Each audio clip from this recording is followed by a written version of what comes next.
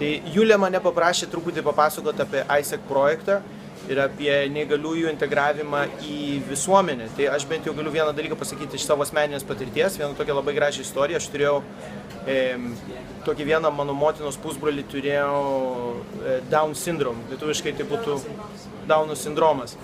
Ir įdomiausias dalykas yra, kad kai jis buvo labai jaunas, visa šeima buvo jį nurašę ir visi aplinkiniai buvo tą žmogų nurašę.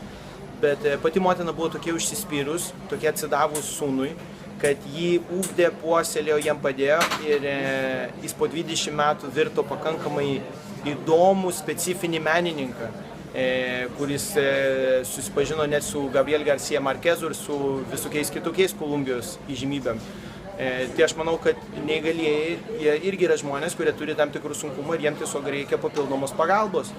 Ir viskas, mes visi galim ir tam tikrą prasme mes visi esame neįgalūs. Ir taip kaip mes tikime solidarumo žmonių ir palaikymo, tai jiem reikia to paties iš jūsų.